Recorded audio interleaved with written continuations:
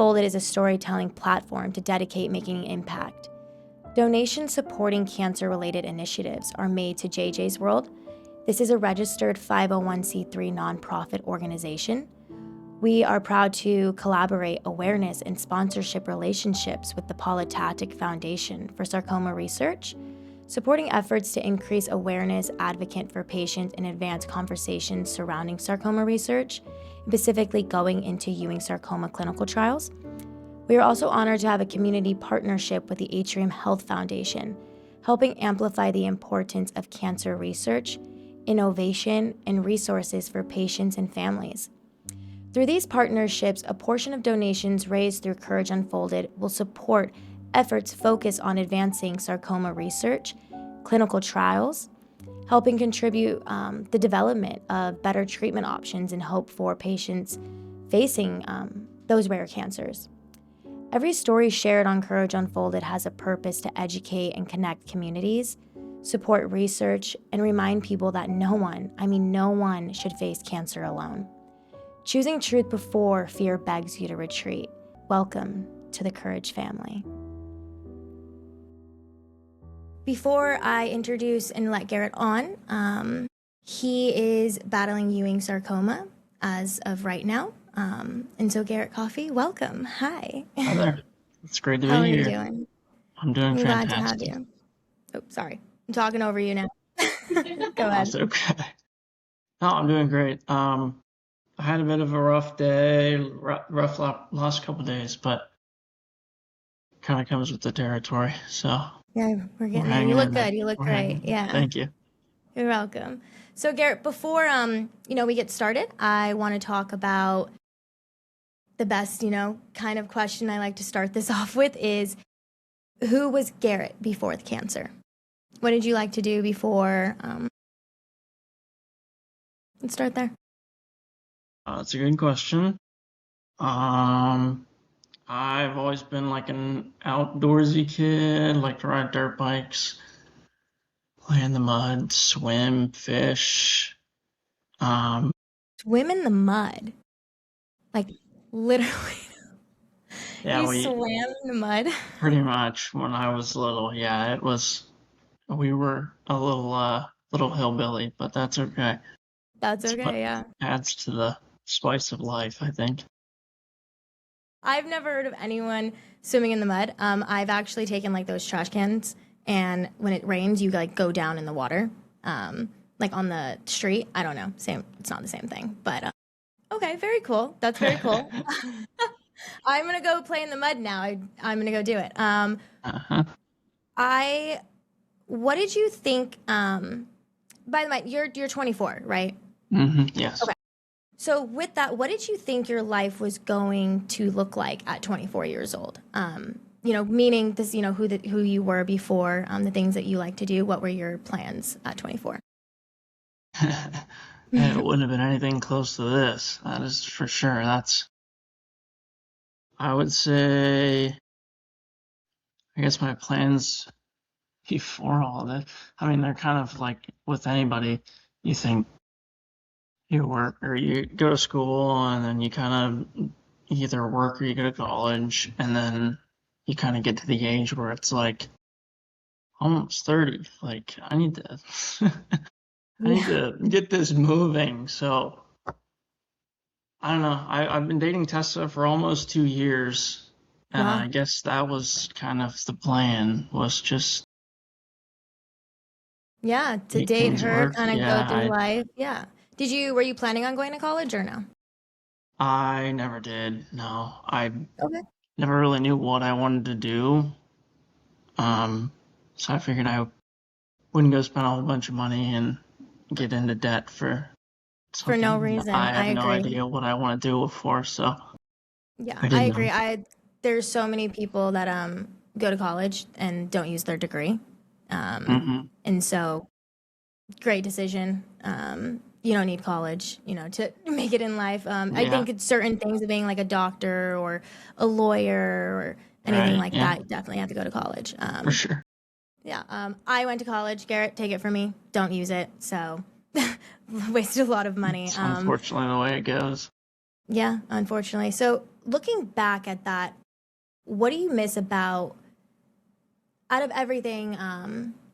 What's the one thing that you miss that you are unable to do now? I know that you're still with Tessa. Are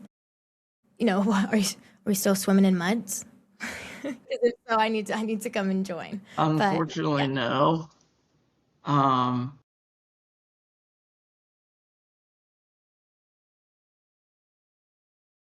I think it would honestly be not swimming in mud, but I think it would just be like the ability of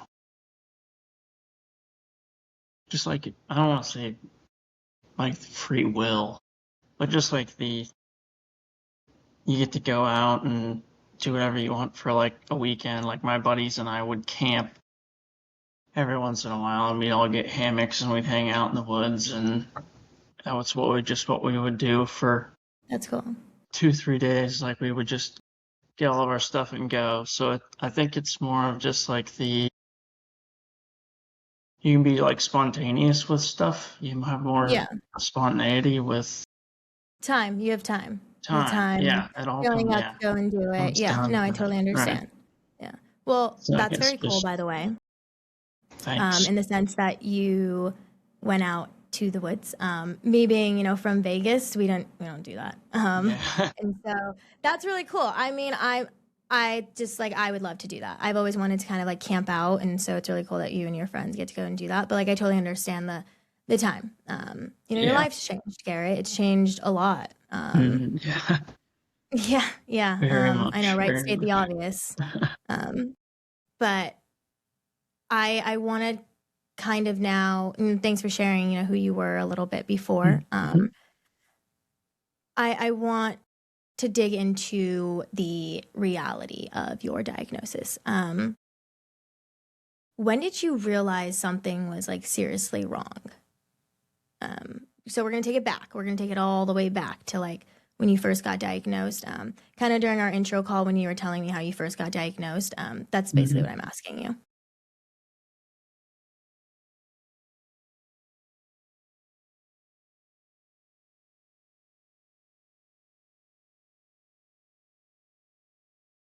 So when you realized something was wrong, so like your first Yeah. pain that you realized, yeah, yeah. I guess it would be honestly like the very first. I knew something was wrong, and it was one of those things that I was just like, I want to put off. I want to put off. I don't want to go get this checked out. I have plans, and I have this, and I have that, and I want to do this. And so I think part of the reason that it was I missed like misdiagnosed um, was I just simply never went and got it looked at. If I was going to say what's wrong, I would say that it was that very moment when I like felt that bump in there. It was like almost immediately I knew, and I was like, well, I have to do this, and I have these plans, and so it was like the middle of summer, and I was like, I'm just gonna put it off for a while. It doesn't hurt, it's just there. So you were just, kind of working through summer, going through your regular life, Yeah, and just a little pain, but I mean, it was just a bump. So yeah. explain to everyone, you found the bump. Where was the pain again in your leg? Your which leg? Left leg? My left femur. Okay. So And yeah, so, okay, and then so you went kind of the summer, just it's just normal, kind of feeling like pain. Just so you guys know, he did. What was the job that you did? With your uncle? he's like a chip and seal, like driveway road is a There you go. company So of it, and that's what we work in. okay. Okay, cool. So, Garrett kind of thought that like it was basically kind of working, going through life, like you said, you camp in the woods, things like that. Just kind of thought it was normal. Hmm. And then in summer of 2025, so everyone can see the timeline, is when he was like, "Hey, I should go get this like checked out." And then go from there. On that. Then it was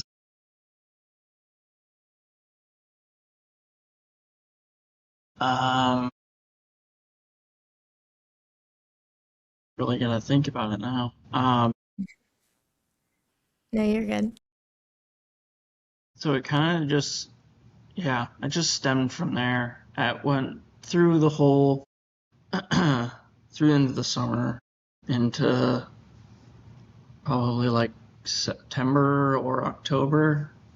I just could tell that I was very like run down, and Yeah. No, yeah. obviously this hurt, and so it was just building in me. Like I knew that there was something that Something I wrong. I should look into this because I have all these plans and I have all this that I want to do, and then we got Halloween, maybe Thanksgiving ish, and just the pain kept coming more and more and more, and I was just kind of,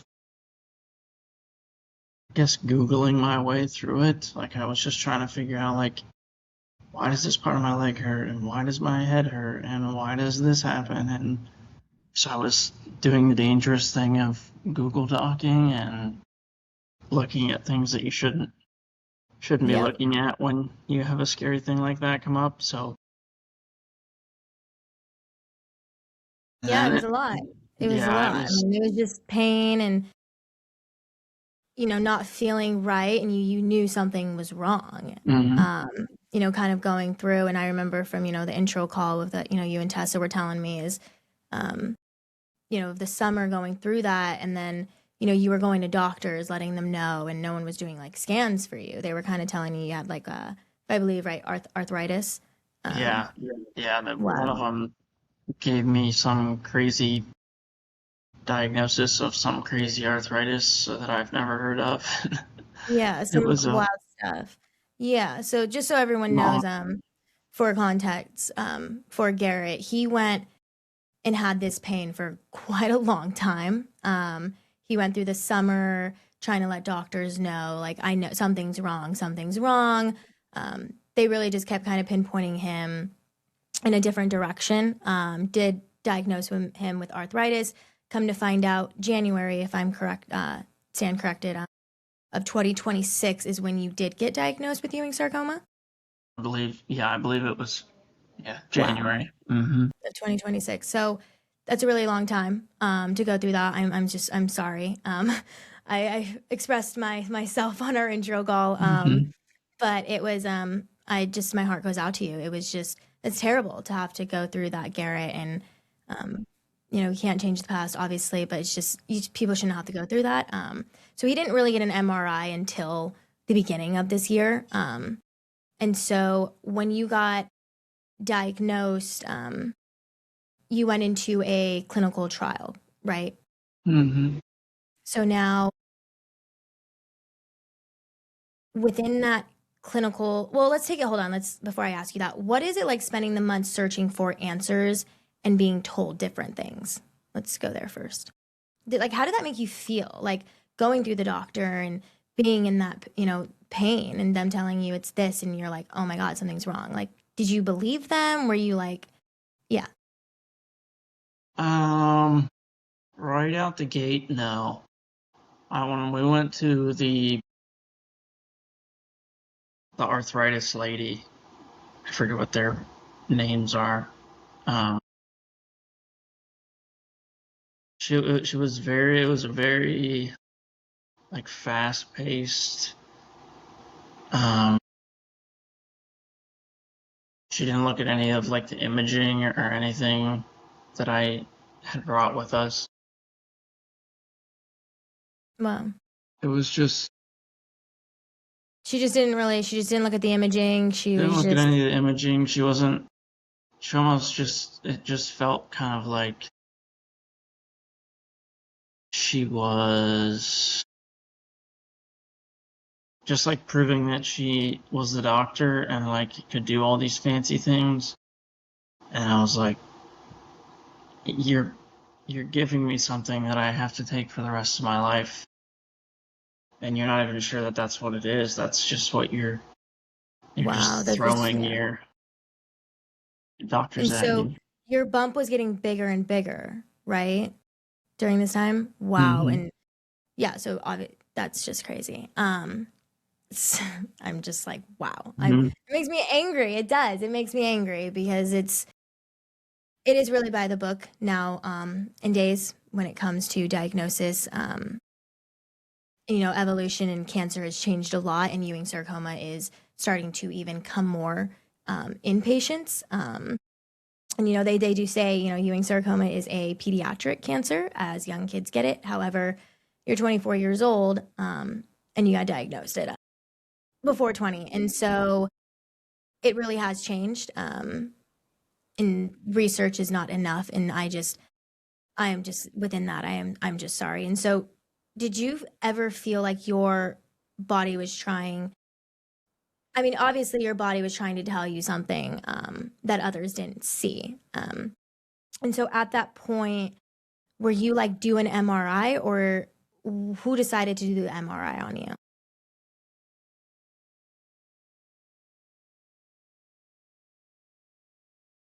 I think it was kind of I guess it was kind of a collective vote of all of us. It was the timeline all kind of runs together, but we just knew that something else needed to happen, that they weren't putting on imaging, and we just knew from the way I was feeling, and like I just was fatigued and like I lost a whole bunch of weight. So there was just things stacking up over time that I was like, obviously, like some of the symptoms are kind of the same with this arthritis thing, but like there's a lot of them that aren't. So don't give me this medicine, please. This stuff, yeah, yeah. I No, don't need yeah, I that. get it. I get it. So, what was going on in your mind when you finally heard you had Ewing sarcoma, bone cancer? What the exact, if you can remember, what went on in your head? Mm. I think it was just kind of like just complete disbelief. It was just like I was all like fogged over, I think, and like just it was almost like an out of body experience. Like it was just you have no idea, and like your whole world's flipped upside down, and you're just spinning around. Like people all over the place, people talking to you and whatever, and you're just like, Yeah, did you, so I you were just in you didn't believe it. Did you think of, and sorry, this is gonna get a little real, and it's okay. yeah, so, um, in that moment were you like, oh my, like, am I gonna die? Um, was that a scary moment for you? Like, did that go through your mind at all? It's a question I like to actually ask all of the cancer patients, not my cancer Mm-hmm. patients, Jesus, not Yeah. my cancer patients, Mm-hmm. because some don't and some do, and so I'm just curious. Can you repeat the question one more time? Yeah, I know that you were in disbelief, but were you scared at all in that moment? Like, I might pass.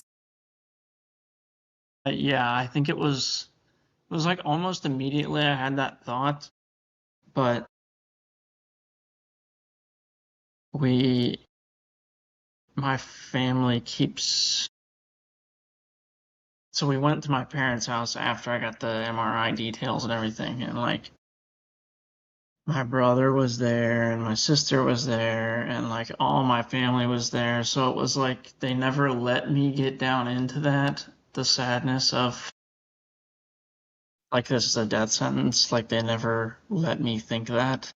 So I think that helped a lot with it as far as keeping me positive and working towards getting better.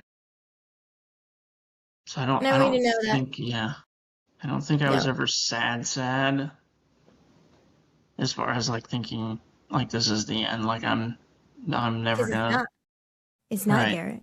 right. No. And so that's why I like to like ask it because I think the moral point, one of the points of courage unfolded. I mean, there's a lot that's going to come out of this, so I hope. But one of them is because of our generation. I'm 24 as well. They really perceive cancer to be death, Garrett, and it's not. I don't believe that. I believe it's a sickness. It's an unfortunate sickness, not one that I wish upon anyone. I wish it didn't even exist, to be honest. Yeah. But it's not death, and so it's not. And so that makes me really happy to hear that like you had a really good support in your family, and you know you look good, you sound good, Yeah.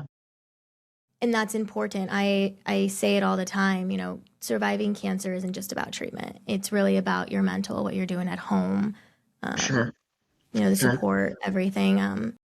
In studies, there's actually, you know, human mental, human activity actually increases survival rate. And so that makes me really happy to hear that, you know, after your MRI, you didn't just go home and like shock and stare at this, you know, call or paper or whatever. And so that Yeah. makes me happy.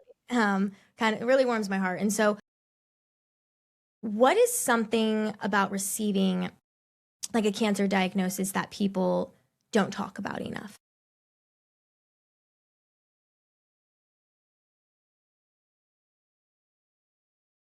Guess I would say just the fact that it just completely puts your world completely upside down. Just like that quick. It just is, I don't know, you never think that that's going to be, especially at 24, you never are really like thinking that's going to be how your life goes. And then all of a sudden it is. And now you get to run this other way instead of everything you planned out, and just sucks. Yeah. It's just No, I hard. It know. just, I know it's hard. No, and I know it's something that you don't have a choice, unfortunately. It's like, yeah. you know, you don't. You know, I have always believed this in my heart, though you do have a choice of fighting again because surviving cancer is about your mental and things that you do at home. And so like I do believe you do have a choice to an extent of how you're going to carry this diagnosis, how you're going to perceive this. And I want you to know, Garrett, like cancer is not who you are. It's never going to be, it never has been. You are still Garrett Coffee. Like that is who you are. You know, that Garrett that likes to go, you know, with his friends and, you know, do the things with Tessa and, you know, like you said, your plans. Doesn't always need to be college. But cancer doesn't need to perceive you. And truly, I want you to now, I'm gonna now take this kind of on like the mental side of things of that hardness of, you know, because like it is hard and it is tough. And I mean, I can only imagine. Again, I've only watched it on the outside of perspective. What has been harder in the sense your physical battle or your mental? It's a mental. I think it's all in your head. I, the physical has for sure been absolutely awful, but I think you can kind of get to a point to like make your body feel better to where your pain isn't physical anymore. But once that like mental pain starts like there's nothing that will touch that, and it's just like So what is that? You want to it go deep dive just into that a little you're bit? just stuck in it. It just treatment and everything just gives you lots of time to think. So like your mind is just thinking of just about everything from the very beginning of this thing to like all over. Like it can just take you crazy places, and when it's not on the like the positive side of things that you're thinking about, you're obviously pretty torn up about it. It's hard to get away from because it's so close to you, obviously, since it's your brain. But Yeah. No, I yeah. think it's So, been mental, definitely. okay. Okay. And thanks for sharing that, by the way. Mental, it's hard. The mind is a powerful thing. It's a powerful thing. How has cancer changed the way you see yourself?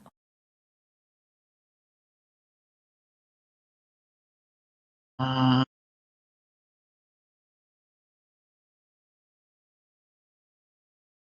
I guess, I guess it makes me feel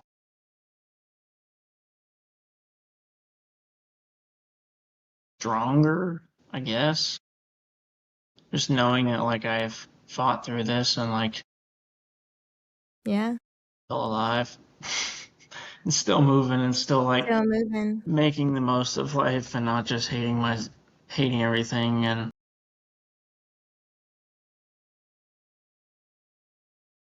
yeah, it's just been insane. Yeah. No, yeah. So, okay. So the way, not looking at yourself. Okay. Okay. So I guess with that, did you ever feel like I mean, it's going to be like a kind of a dumb question, but like isolated even when you were surrounded by people, even when like you were surrounded by, your family and Tessa, like, did you ever feel like, oh, like isolated? Yeah. I don't know why I'm repeating the question. I would say yes. I would say like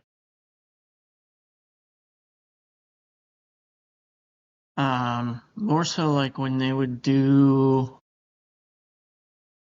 like treatments and stuff and like everybody like my mom and dad and Tessa would go to like the office or the doctor's office, all of us would go. And the treatment runs for like 15 hours or something, so it's usually there through the night. Wow. And so like we would all go and stay usually overnight because it was like 3.5 hour drive home. So they would do they would start this at like 11 a.m. or something, and then it would go into like 1 or 2 in the morning. So I was hooked up to these, the treatments and our IV bags and everything. It's like, this is insane. 15 hours of treatment. Yeah, Oh, it was wow. unfortunate, Yeah. but so then you sit through this whole day of there being people there with you and there being support and with them being there, like it's just again just gets your brain moving after they have all like went to bed and yada yada yada. And So what do you, if you don't mind me asking, what do you think when they go to bed?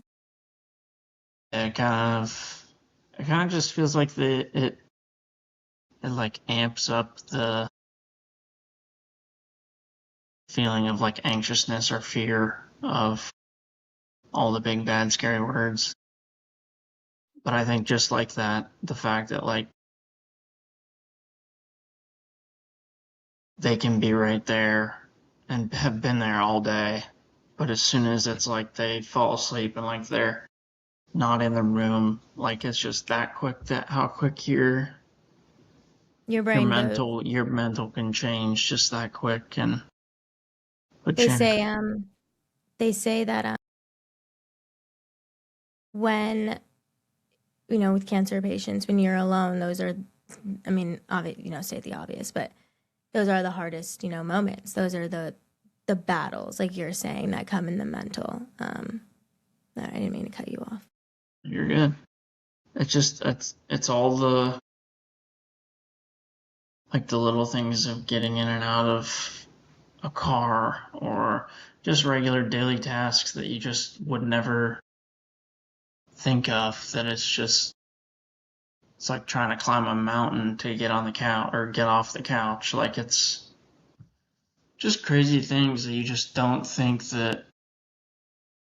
I mean, you like would see cancer and you see it and it's real in our world until it happens to you, and then you're kind of like, wow, there's so much of this that I didn't know because it's such a, like,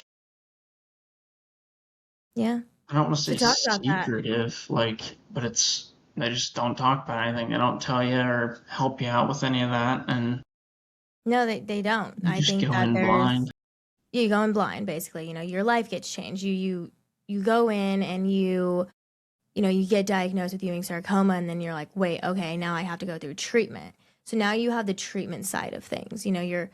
That's one thing. That's another direction. But then you have like the support, side of things, and then there's like the financial side of things, and there's now where one thing just now led to three, and it just keeps going, and they don't support you and even let you know like you these treatments and the way they're going to make you feel, like the way they're going, it's not just make you feel, but like, they say, oh, you lose your hair, or, you do, there's so much more that goes into that. Hmm. I've heard sometimes it hurts to lose your hair. Um, Sometimes it doesn't. Like some of these things that are painful, yeah. And so your guys is the way, you're eating. Chemo brain, everyone calls it chemo brain, but like there's that side of it where it's like, no, you guys, like, cancer patients are really like, they can't remember anything. A lot of Yeah, things. my Yeah. memory has went down the drain. It's insane. You can ask Tessa with like hardly anything, like even the simplest stuff, it just vanishes, and I have no idea what she's having or me remember, or Yeah. just the simplest stuff, just anything, just That's right. falls You her. got a good girlfriend over there. I She do, got you. I do, I do. She's She got awesome. you. I heard her laugh. I heard her laugh over there. She's hiding in the corner. Just hiding in the corner over there. I love it. Um, it's true though. They don't talk about those things. And they don't really give you the resources either. I know that you actually went into a clinical trial, um, which is really amazing, by the way. With these clinical trials, it's even mixed up in its own way. You have to meet certain requirements now to get into clinical trials. I don't understand that. You have cancer. What do you mean? What type of requirement do I need? Yeah, It doesn't make any sense to me. But there's also, the money side of things where you have to have a certain type of money to get into clinical trials, or you won't even know if they even exist or yeah, resources. right. And that alone, I mean, we talk about the world just shitty and fucked up in its own way. Excuse my French, but it's not fair. And you do have people, these people's lives.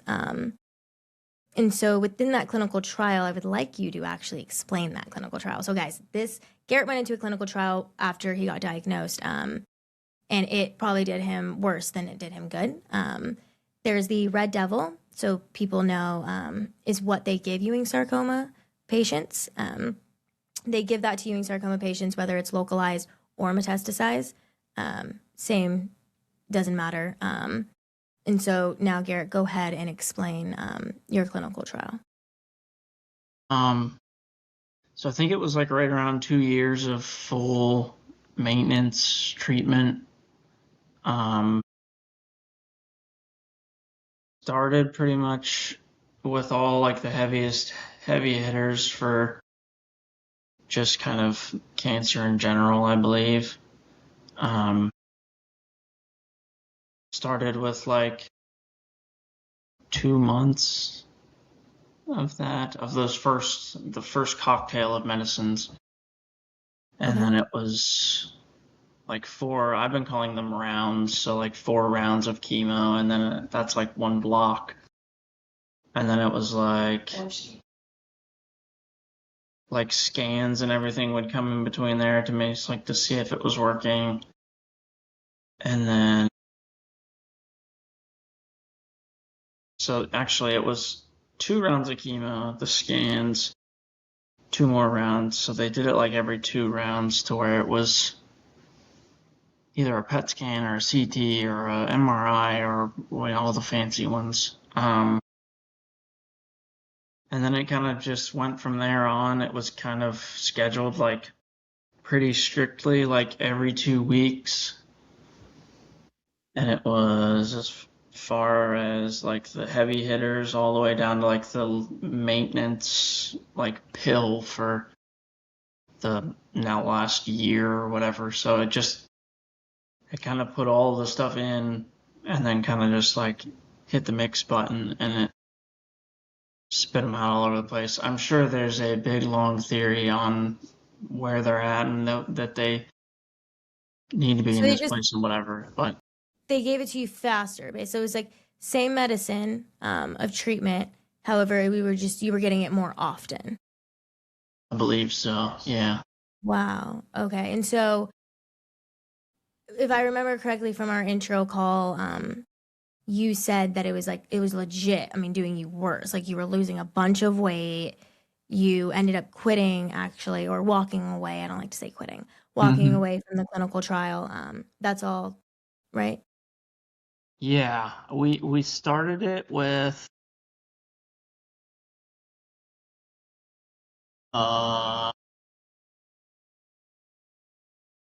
was like 135 pounds when we went into the doctor, had an MRI, and then we were in Cleveland Clinic the next Wow. weekend. So I was like 135 pounds, and by either the first or second round, I was down to 110 pounds.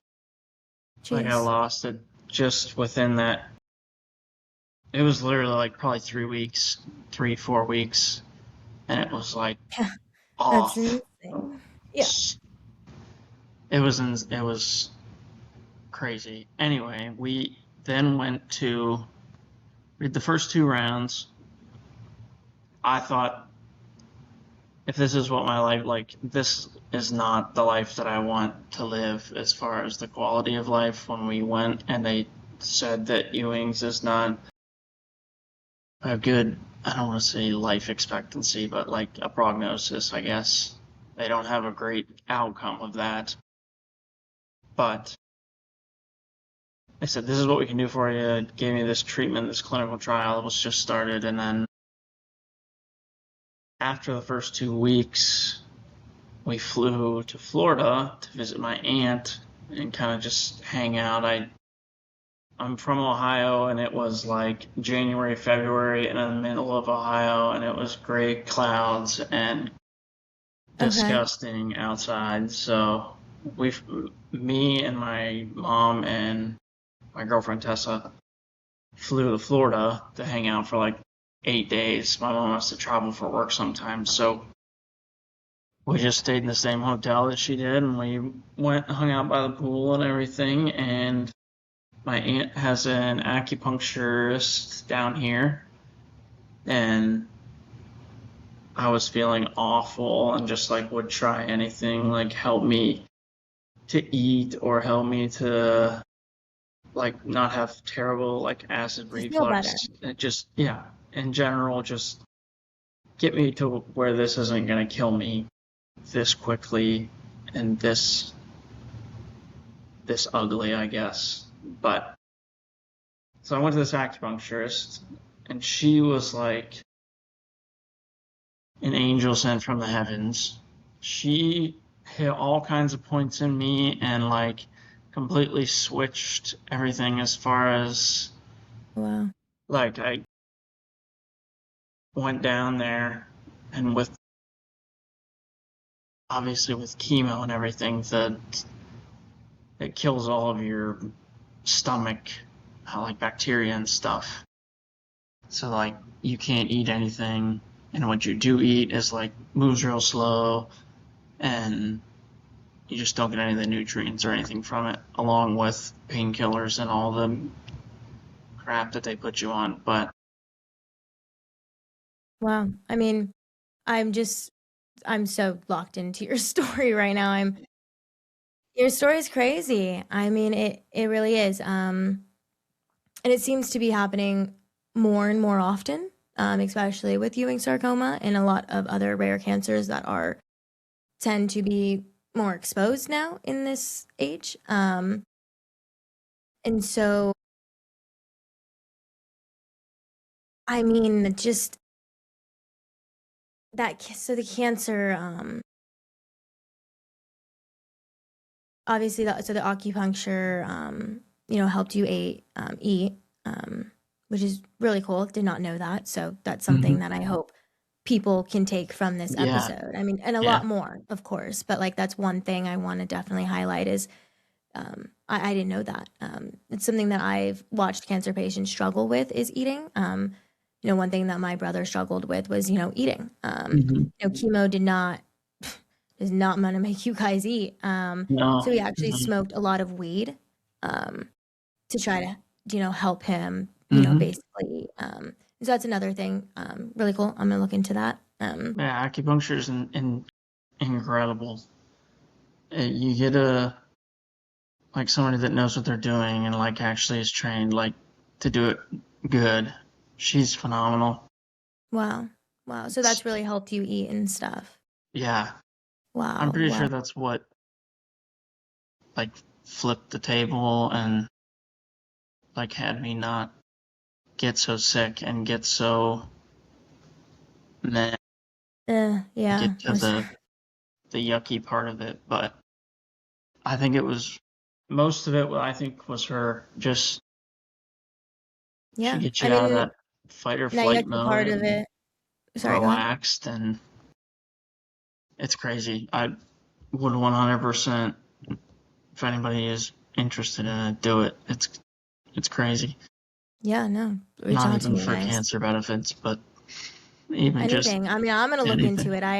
I have Yeah, my own little health issues, myself, and yeah, I'm gonna look into it because I think that would for actually sure. help as well. So no, you taught me something Good, good. within that. So yeah, That's good. Yeah. I'm really gonna look into it. I'm over here looking at my partner like you better be writing that. You better be writing that down. You writing I it was gonna down? say I can give you the Or place, but no, I know you're all the way might be in a little far away. far. Yeah, it's far. By the way, guys, he's actually going to Mexico this weekend for a 3-month trial, which I am just rooting for you. I'm praying for you. You're going with Tessa, his girlfriend. My mom, I told her about you. She made sure I had to tell you mistletoe. Look up mistletoe. It's a treatment. Um, she really wanted to make sure that I told you mistletoe. I had a very brief conversation with her about it. I'm gonna look into it after this episode. But I don't know if anyone else knows about mistletoe. But I would just look up mistletoe.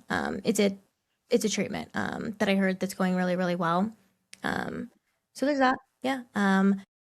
So what are some emotional experiences that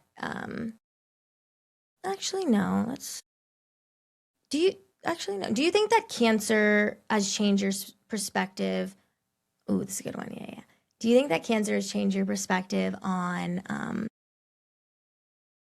I want to say on life, on like, do you think cancer has changed, yeah, your perspective on what's important in life? There we go. Yeah, what's important in life? 100%, without a doubt. Um,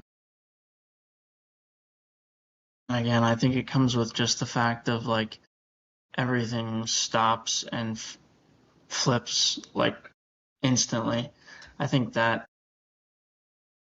it happens almost at that moment, really. And I think it all just goes with people think you got time and 80 years will blow by like you've never seen. And so I think once you get told that there's something that's going to limit you from going from 0 to 85 to 0 to not much longer after them telling you this, like it just kind of just puts into perspective that nothing else matters, like material stuff doesn't, has Mm-hmm. no meaning for anything, and money doesn't matter, and you can't you can't get time back. That's just the way it The works. way it is, yeah. No, I can agree with you more. Money does not matter. Um, I mean, I think, people need to survive. It's the world in life, but like, Mm-hmm. even then, even when you get diagnosed with cancer, that doesn't even matter. You know what I Yeah. mean? It's like, it's Yeah. what we've really lost as humans in this life, like what truly matters. And that's what did God create us for? Um, and we're here to love one of another, be there for one of another. It's human. Like that's what life is about in the sense of like who we are is like people and what we're supposed to perceive in the world. This world has gone really nasty. Like doctors, for example, won't they know the answer, but they won't treat it because unfortunately, insurance, you have to go through 6 months of medication before you can do the surgery, even though you know you need that surgery. Mm-hmm. And so it's gotten brutal. It's gotten very, very ugly, and material stuff does not matter. And so yes, I like to say I have I want to say my own. Oh, sorry, 1 second. This just um I want to say that I have my own survivor guilt. Watching some people survive cancer as well as pass away from cancer.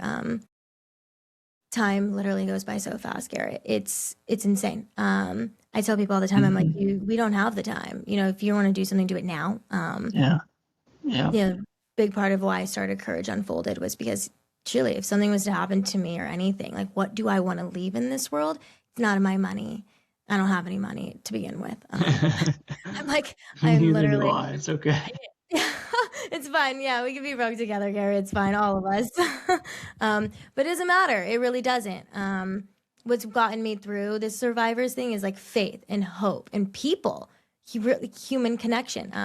I think I'm spinning now, but anyway, let me bring it back. I do that. I could talk. I also get so off topic too. I'm sorry, guys. So Okay. I am now going to turn this into your relationship. Um, Tessa, how has actually no. Before we talk about Tessa, how has your cancer changed your relationship with family? So not Tessa, just your mom, just your family. I know you mentioned your aunt. Yeah, I've always had like close relationships with most of my family as far as dad's side, mom's side, the long list on both, but I think it was definitely with like my parents. I'm definitely much closer. My mom for sure. Okay. Um, all of my other family, I guess I would say it's brought me closer to them, but it was never, I was never like super like lovey-dovey with all of my family. Like it was mostly just like my five people that I saw on a day-to-day basis. Um,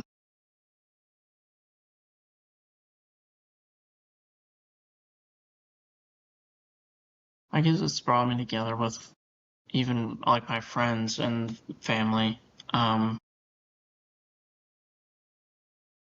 just the realization again that you may not have time left, and these are the people that matter to you, so you might as well put your focus on that and not focus on doing other stuff that doesn't matter. Yeah, no, I agree. I mean, you couldn't have said it any better. Um, Now I'm going to ask you, how has your relationship changed with Tessa? A lot. I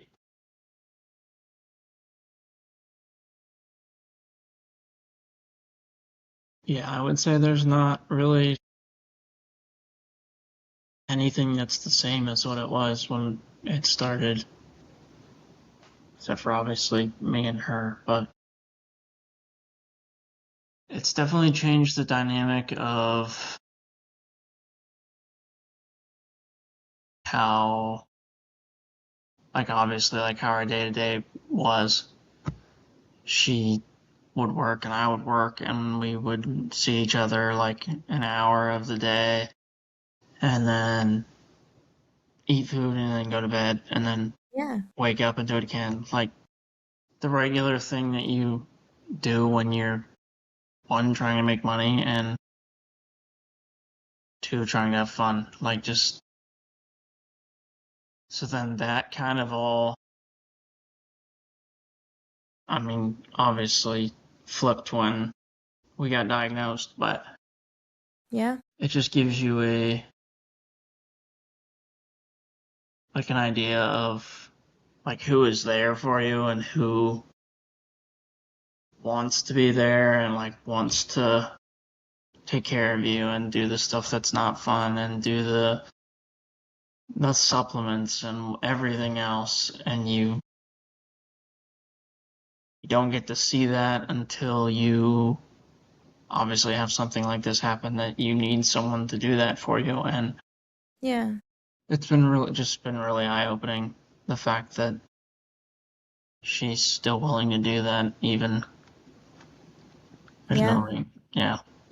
I mean, I wouldn't say no reason. I would definitely say, I mean, I think I know. Like, I'm going to try to take your words out of your mouth. Tell me if I'm wrong, too. I always like to put myself in people's positions. I've been through a lot. I've seen a lot in that sense. And so, like, if I was her in the way, I would be like, well, I've been dating this guy for, maybe a year or 2 years. Like, and then he gets diagnosed with cancer. Like, should I stay? Like, people really think like that. They do. And for her to stay is a big thing. And like you just said, I'm taking the words right out of your mouth. You really see who's there and who isn't, what's real and what's not. Yeah. And so to have a partner like that, Garrett, is a blessing. It's a blessing God, for sure. yeah, God put her in your life for a reason. He did. She perceives you and honors you in so many ways, Garrett. I like look at your guys' the Instagram, and it's not even just these lovey cute photos either. Like, I mean, they're cute. Don't get me wrong. But like she's other photos on there of like the realness of you and just your guys' life. There's this one video that I saw. I thought it was hilarious. You guys were dancing. Where were you? I don't even know. You guys were like this though. Like, I don't know. You guys were like legit moving and grooving. There's a dancing video. I'm gonna send it to her so she can literally show it to you, or like comment on it so you know which one. But you guys, it seems like you guys are like somewhere on a dance floor, but you guys are just having fun and Wedding. it was a wedding. There we go. Yes. Okay. Yep. There you go, Tessa. We went to like and 6 weddings last year, so dang, where's free food, free everything, guys? then 5 of them. Yay! Wait, were you like the bridesmaid? Yes, and a maid of Go, honor. girl. Yes, go ahead. There you go. She was very busy. She was very busy. Yes. But listen, you got to ride along, and within that, again, she's just been awesome. As I've seen, I know that there's positivity and there's negative to things, but overall, what I can see online, of course, is it's been really, really good support. She's been really awesome, and she admires you. I don't think you need me to tell you that. But from just even an outside perspective that has never met you guys, is now the second time I'm speaking with you. I could see it. She loves you, man. She really does. And so I know just, walk with that. God has you guys, and you guys are strong within your relationship. And I wanted to, within that, what has Tessa done for you that you will never forget?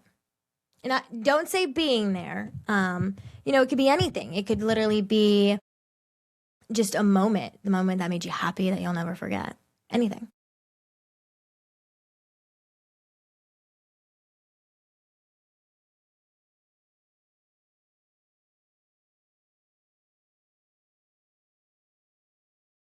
Okay. The one main thing that I always was like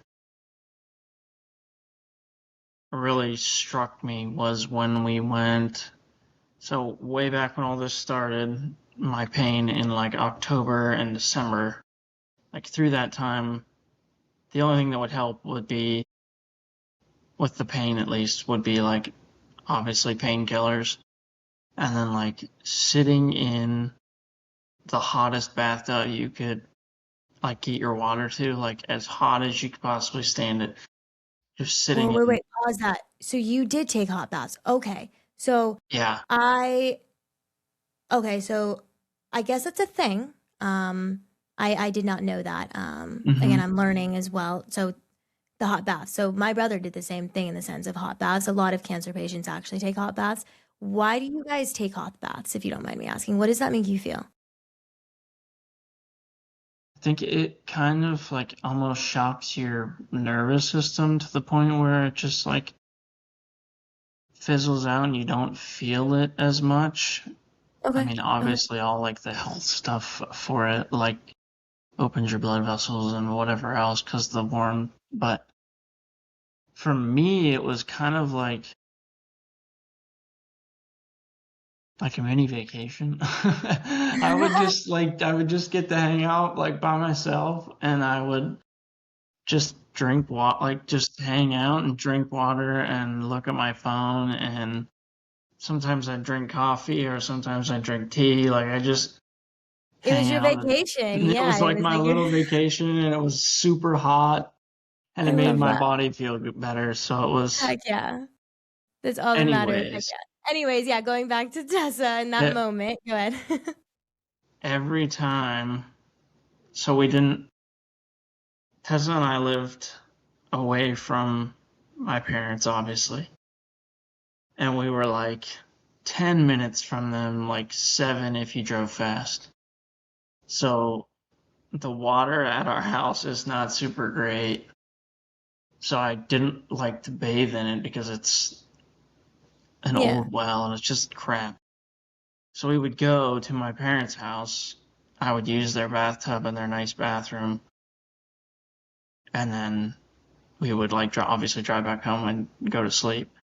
But there was multiple times where it was like 1 o'clock in the morning, like 12:30, 1 o'clock, right when I like was going to we were going to bed, and like I was trying to wind down and nothing would help. Like she was always there. She would always go with me and just be there to like help me take my socks off and just like stuff that you can't do when you're hurting so crazy bad. Wow. And yeah, she was just, that was one of the things. She was just there to be awesome. There you go. I like that. And interesting. So she was just there to take your socks off. I love it. And that's crazy. That's the thing. That's the thing.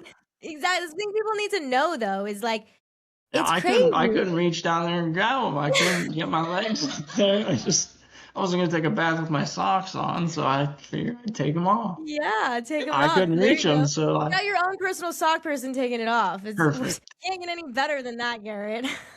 perfect life. I love it. I love it. That makes me happy. That's It's great. good. Yeah. Yeah, which is great. So I love, out of all of this crazy nonsense and, chemo brain, you can still, that one thing, that she's doing for you. And I honestly, that couldn't have gone any more better there, Garrett. So what, Perfect. yeah. So now I'm going to, um, really talk about some things that nobody talks about. What is something people assume about cancer patients that isn't true? Like, what does someone come to you and tell you something that you're just like, this is just not, where did you even get this? What are you talking about?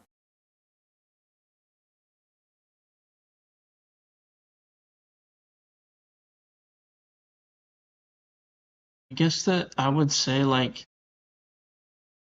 not like all cancer is obviously not the same, but like people tend to just put cancer and then like kind of stereotype it like, oh, you have cancer, like it's just kind of a, oh, it's a bad thing that you have, but I'm not going to ask you any more questions about it because it's uncomfortable and it's hard to listen to, and that's really tricky. One thing that I noticed just with that kind of point is whenever we would go to the hospitals, and Ewing sarcoma being a pediatrics cancer, they put me in with, like, obviously the pediatrics area of the hospital. So They're still doing that. That's crazy. I had, like, oncology little kids, and, like, you just walk the hallways and you see all of these little kids that are having to deal with something that kids shouldn't have to, straight up. And it's so hard to, like, obviously walk past them, and you can't change anything. Like, there's nothing that you can do about it because you're there. Obviously, you're there too for the same thing. It's the same thing. What a But then, battle, though, right? Like, that must yeah, have been heartbreaking within your mental, right back to that mental. You're seeing yeah, younger people than you battling the same thing, and it's heartbreaking. I can yeah. only imagine. Ugh. That was the worst part of treatment. I don't care what anyone says as far as the I haven't heard that before. sickness and the whatever else like that. Yeah. It straight up pissed me off that I had to go there and see that and know that that happens, and that's, like, something that happens for people. And we were just there a lot, and we got to talk to people, and it's just heartbreaking. Like, it just sucks to see that and go think through about that, it. and and so Especially that young, especially like kids. Like, I can't even imagine. I can't. That's Just crazy. it's insane. And just imagine, like, I think the hardest one too is like when I'd go sit with my brother and stuff. They put him in pediatric, this side as well. I'll never forget this girl. She was probably like 8, 9 years old, Garrett, and she just couldn't do her medicine. She just kept throwing up, and I'm sitting there, and I had to get up. I went and cried because I was just like, oh my God, this is horrible. And then here I am about to go in my car and have to go and work and do the everyday life when I just saw this like 9-year-old, and it really does. It makes you look at life like, oh my God, like what really does matter? What doesn't matter? And like, you're right. That is the worst thing to see, is like a child that is just so much younger than you go through it. And like, I can't even imagine what goes on in your mind because you're going through it as well. And so like, oh man, that's just a battle It within was rough. itself. That one sucked. That one was Not fun. Yeah, no, not I fun. bet. Yeah, I It was bet. And not I good. just, I pray for those kids every day, and I'm going to continue, and just, all of that. It's all we can do at the moment. But what do you wish, or not cancer patients, what do you wish people would say to cancer patients, that they should stop saying?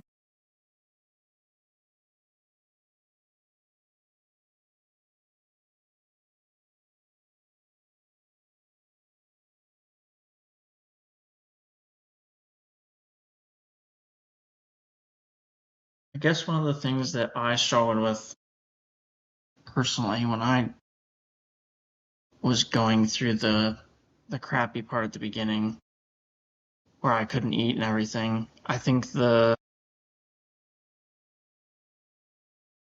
whole narrative on, well, just don't think about eating and just eat, and then you won't have to, like, you won't have any nutritional problems. Like, obviously you need to eat and your body needs fuel, but I think just like the diet perspective, just like of being able to eat, and like people just saying, just don't think about it, like just eat this sandwich or eat this whatever. Like, you can't eat that stuff. Like, I tried to eat raw vegetables one time and like thought my stomach was crawling up my throat. Like, it was so inflamed, like just from the medicines, and then obviously the raw fruit or the raw vegetables is not what you're supposed to eat. So explain that a little bit more. So the treatment, of course, you feel sick, that comes with the treatment within itself. But what are the things that like people don't know? Like you just said, your throat swells up, so it makes you harder, to eat. You did say, we talked about the water and how that makes you feel. What are some other things that you could quickly just pinpoint out that like people might not know why, or people that might not know and the reason why? Like for example, you eating and the reason why you couldn't was because like, hey, do you guys know like just because I have cancer doesn't, my throat is inflamed. Like to be honest with you, Garrett, I didn't even know that. And so what are some things that we can teach some people? That's the crazy part about it, is how much is untold. You just have you just get there and hit it, and then you're like, oh, this does happen. Okay, no one told me about this. The one thing that I didn't know, I guess, obviously, is the eating thing. There's lots of foods that are very, I guess, acidic. It's not just acidity, but there's lots of things that go into that, to what slows your stomach down and what you can digest and what you can't. And so definitely like the diet side, people need to know about that.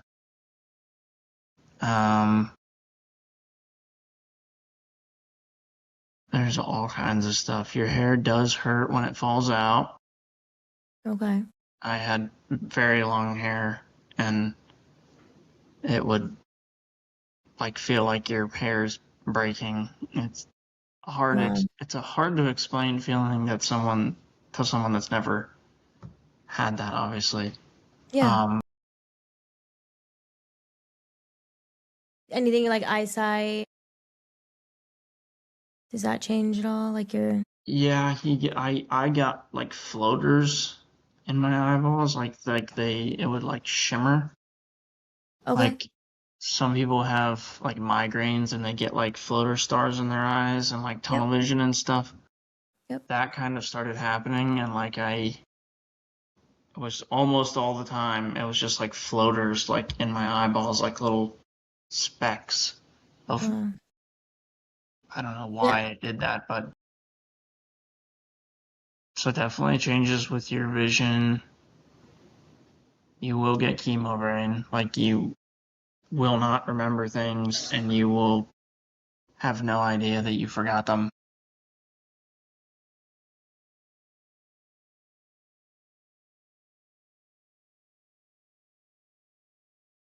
Yeah. No, that's quite a few. That's quite a few. That's quite a few.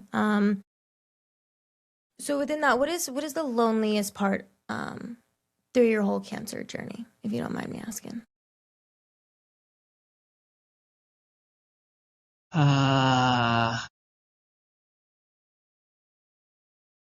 That's a tough one, because I don't know that I've even actually for real been alone for more than 15 minutes since that's happened. So Wow. I really gotta think about this. That's awesome. So how do you maintain that hope when things feel kind of uncertain? I mean, if you're only alone for 15 minutes, I love that. Yeah. Yes. Seriously, Yeah. I don't like.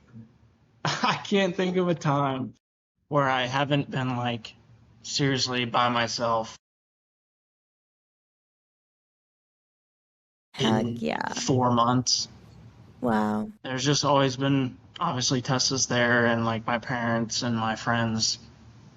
Like There's always someone there. yeah. That's So that's amazing. definitely been the biggest blessing, is just fully having people that Yeah. are there to listen to you and hear what you have to say, even though it's nothing but this sucks and ouch, that hurts. Just That's okay. Yeah. they're Sometimes just there to that's enough. talk Yeah. to. It's been Exactly. And awesome. It's crazy. yeah, it's awesome. It's just to have that support, Garrett, is really, like, I'm telling you, that's a really big blessing. And my heart is full, and that makes me like happy because it really does play a big role in surviving and mental. And so I know that, you guys are Christian, within like your faith. I just want to ask you a few questions about that. Hmm. Since you haven't, for 15 minutes be alone, I love that. How has your faith influenced the way you've accepted this journey?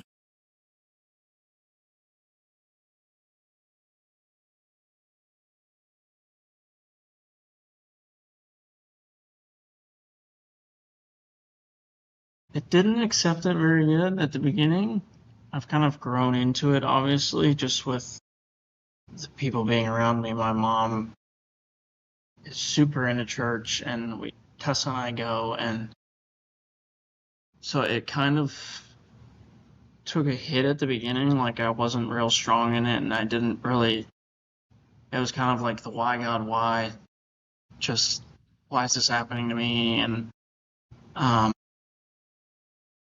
I soon got over that because my mom and Tessa wrote on full sheets of like red and yellow and like highlighter green, like all of these posters and put them in their house, like everywhere you can think of with Bible verses. And it was definitely like in my face to where I Yeah, needed to see it. And so that was awesome.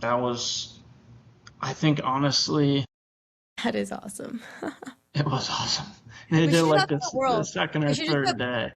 No, that's awesome. We should do that for the world. We should just put like Bible verses around the whole world. So the Yeah. second or the third day, they just kept doing it. They were like, "This guy is gonna get this." Yep. Yep. That's what they said when I was diagnosed or when I got my results, that MRI that day. We came home. My mom was like, you know what? We can have this day and you can cuss and yell and drink if you want to and do this and that and you can be mad and you can be yada yada yada, but then tomorrow like it's time to essentially kick its ass. Yeah, So cancer ain't taking over, Garrett. It ain't yeah. perceiving So who then you that's what are. we did. We hit the ground running as fast as we could and then now we're here. Um kind of get off on my own little tangents and I like to forget what your question was and I get lost in it. It's okay. So I do the same thing. I do the same thing. Like I look back at my episodes. I'm like, that didn't even make any sense what I just said. But like, it made sense to like us in the moment, and so that's all yeah, that I care yeah, about. that's what matters. So this is what matters exactly. So don't even worry about your tangents. I think you answered it. I think you answered it. How is your faith? The question was, how is your faith influenced by the way it approached your journey? I think that so to see it's influenced a lot. Like you said, you struggled in the beginning. I think your family has influenced that, and so I think you answered that for sure. Okay. Now that you repeated the question, I do have one more point that I was going to get to in my tangent of rambling on. One way that it really showed me, I don't know necessarily if this is like my faith building, but it's the way I saw it when I was diagnosed. I was like, I hope that I can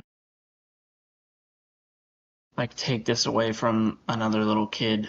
Like the fact that it's not my younger cousin that's 5 years old getting this, and it's not like my brother that's 17 graduating from high school this year. Yeah, I think it was just the fact that I knew that me having it meant that someone else didn't, that was that close to me, and that was. So I guess I don't know if that ties exactly to faith yeah, building, but it was one of the things that it really clicked in my head was I have this so my cousins or little cousins or whatever, anybody doesn't have to. So doesn't have that's to. been Yeah, I something think I've been you standing on. which thank you for sharing that. I am. I think that's a beautiful thing, Garrett. I'm really like, I'm smiling so much in the inside because out of all conversations that I've had, out of all the intro calls, episodes I've recorded, all of it, no one has mentioned how hard it is to see the kids. They haven't. You were the first one. You really are. And this is now the second time in this whole episode that you've brought it back to if I could take that from the kids. And so whether it aligns with, that could influence your faith. It really could. And so I think the most empathetic thing someone can say. A lot of empathy there. You got a good heart, like out of everything that you're going through and that, you've been through, it's just, that's what you decide to say is I'm flabbergasted. It shocks me. And I've been through a lot and I've seen a lot and I could still get shocked till this day. And so it's really, really nice, to hear. Thank you. Yeah, that one was nice to hear. It's just been something that I've been standing on since the beginning of this. I just was So with that, what has God taught you through this experience? That you better never make your own plans because he is gonna do whatever he wants with it. Yeah. Like where people say, don't think that your plans are ahead of God's because he will flip that on its lid real quick. Yeah. And that's honestly kind of what, obviously with something like this, that's obvious, but it's funny thinking back on it before this. Like I wasn't thinking I'm gonna have cancer at 24. Like I was thinking I just got this house, living with my girlfriend, like all the regular stuff that you would, and then kicks you in the face. Yeah. No, it does. Yeah. And so would you think, you said something, in the beginning, strength, you're strong. And so I would consider maybe one of those, being something that, maybe God taught you. I think that you've always been strong, but I think maybe this is something that maybe came to light. Yeah. With it. And so with that, looking forward, Garrett, as you prepare for your treatment in Mexico, which I'm smiling because I'm excited about it. What are you hopeful for? I know obviously to get past this and, survive Ewing sarcoma, but besides that, what else are you hoping for to come out of this treatment?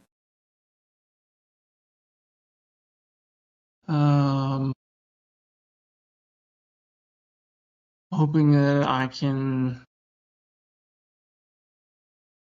be someone's person that they can look at and say, he had Ewing sarcoma. He's a regular person. I have Ewing sarcoma. I'm a regular person. Like this. I want to bring light to that and show people that you don't have to die from chemo medications, and the fact that they don't give you help with that as far as like what you should eat, supplements you can take, stuff you can do to make yourself feel better and not feel terrible for 3 weeks and then get even more terrible piled on top of that. And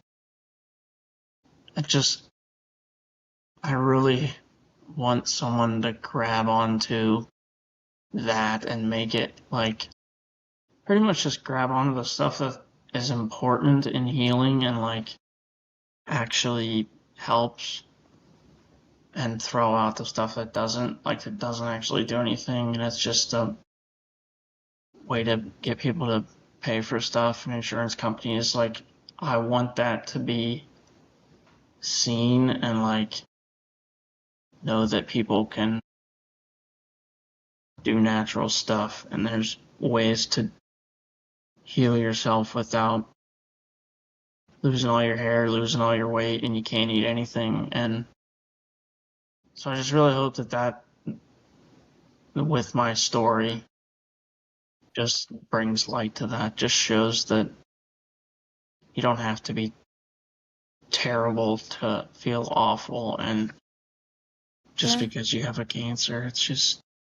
It doesn't need to be you, in the sense, like, there is things that you can do out there. Yes, there's the really bad that comes with cancer, but there could be really, positive in the sense of not letting it take over. And there are things that you can do out there that can help you feel better, not just by the book, like you said, in insurance. And you're right, there isn't enough support out there. And I hope we can bring that to light. And Garrett, your story 100%, I want you to know right now, is going to reach people. It's going to reach light. And so, I'm going to wrap this up here. What does courage mean to you now? I guess it's kind of that, I guess kind of the way that I've been feeling about as far as like, I'm doing this so other people don't have to. I guess that's really big. That's been in my head like crazy since this started. So I guess that is more of what I see where like courage is in my life, or like see courage building. Okay. It's just that, like, I have a more, like, I want to help people, and I want to, like, I have more of a drive, I guess, to want to not necessarily like take things off of other people's plates, but just like, it would be so awesome to just not, for little kids to just not have to go through with something like this. Like, obviously it sucks for everybody, but that was heartbreaking every time. And I guess I don't know. That's where my courage is building big. It's just like that's it's where courage. it's That's grown. a lot of courage. And I just, again, I love your answer. You're strong, Garrett. You're battling this. And when you survive this, when you beat this, prayers, all of those kids that you saw, you're going to come out strong, and you're going to, you're going to be that for them, if that makes sense. You're going to be that strength. Yeah. And you can be that for them. And I hope that you will be. And you're right. It is a pediatric cancer that is just brutal. And it's in a sense of like, they can do it, I got this, right, in a way. And I mean, it's hard because, cancer. But it really makes you look at it a little differently. Like, wait, whoa, I'm 24 and here's this 7-year-old. What am I not complaining about? But like, I can do this in a way. And so it really does bring that courage. It brings that empathy. It brings, again, what we were talking about, the realness of human and what we were made to begin with. And that's to love one of another, I don't even know how to put it in words. I guess a little more humanized, if that's what I'm trying to say. I don't even know the word. Doesn't matter. But I'm really excited for your trip for Mexico. Keep your head up, Garrett. You look good. I mean, got the facial hair going and everything. And so just, there you go. There you go. You're gonna get the hair back. Don't you worry. It's gonna come back. It's gonna come back, and things are gonna look up. Stay positive. keep God by your side, keep Tessa by your side, keep, you know, like you said, you've really got to realize the people that are real and who aren't. Cancer is an ugly thing, but it can also be a beautiful thing in so many other ways. And you know that. But I really, I'm going to keep you in my prayers, Garrett, as Appreciate it. this was just an amazing episode. I do want to, you know, before I really truly do end it, is there anything that you would like to say? I mean, we know the healthcare system's fucked up. You know, you know, they won't treat you unless you got the insurance, and they're not, you know, all of it. It's really about, you know, money. It's really messed up. But if there is anything that you would like to receive, anything that makes you angry, positive, this is kind of your form here before I wrap this up. Okay. Nothing that I guess I like super sticks out to me. One thing, and this goes back to just like the pediatric side of cancer and everything like that.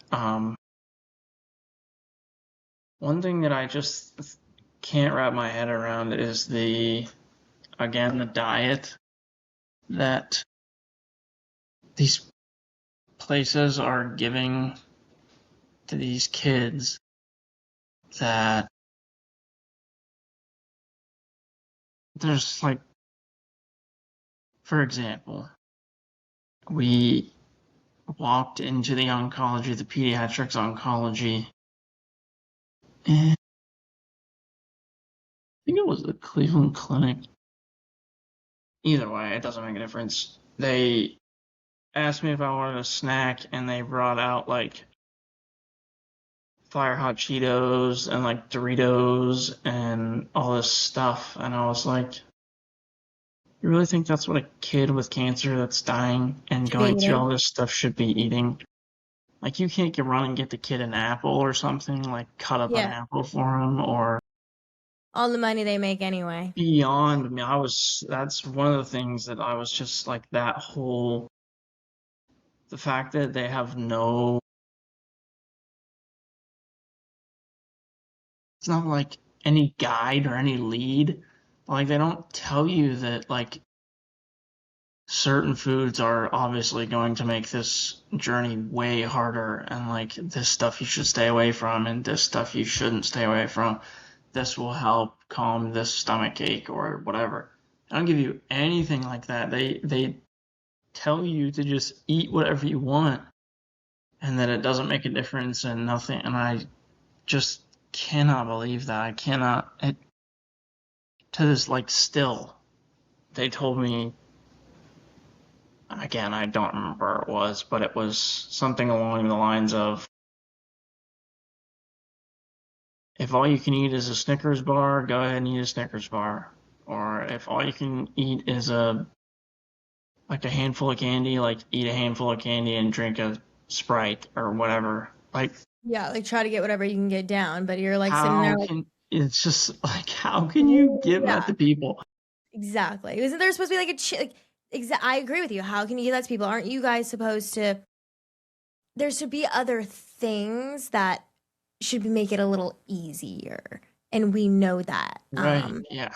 You know, even the sense of just little things, like you said, supplements, things like that, just make you feel a little bit better, that doctors or people that do know don't tell you about it. And like, you kind of, I'm taking this back to the beginning a little bit, because it's like, why are you so afraid to ask? You know, it's like, I guess, you know, you're not the only one that said it. It's like, people are afraid to offend cancer patients. And like, again, because cancer has been perceived to be so negative, and so people are afraid to ask questions. They're afraid to talk about things. And it's like, why not? If there's things out there that can make me eat, why are we not talking about these things? Why are we giving these pediatric cancer patients hot Cheetos and all? It angers me. It does, because it's so backwards, Garrett. It's so backwards. And it's you're right. It's always like we perceive cancer and we see it until it happens.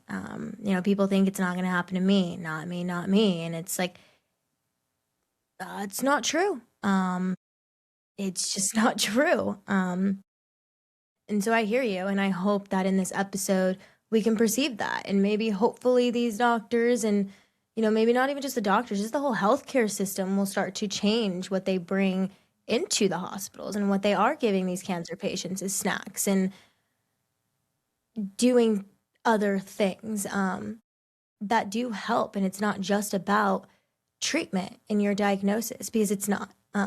You know that. And so I really just want to say thank you so much for coming on my show, Garrett. For sure. You Absolutely. were special. One, as you know. Thank you. To watch someone and being able to talk to somebody with Ewing sarcoma, and I don't really know how to take this.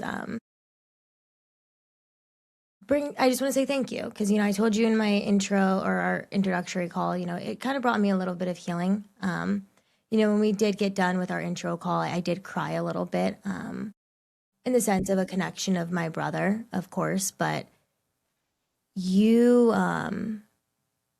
call it God, whatever, you brought me some type of healing, and to be able to talk to you, Garrett, I truly want to let you know I'm utterly grateful for that. I'm just grateful for you coming on the show and being able to allow me to talk to someone, to you. You have Ewing sarcoma, and I'm sorry that you've had to go through this and that you even have that diagnosis, but God has a bigger plan for you. He really does. 100%. You're healing me in my own way. And I don't really know how to explain that right now, and maybe it doesn't really make sense too much to me right now, but I do know that it makes my heart feel super warm. And so, yeah, I just going to keep repeating it. Thank you so much. I was really happy to have you on the show. 100%. Yeah. I'm happy to be here. I hope it explodes and people get to see everything. Yeah, I do too. I do. I hope for the better. Important in the cancer, and that can actually be of service and of help. I hope that's what happens. Yeah, I do too. And so, thank you, Garrett. I'm going to end this here.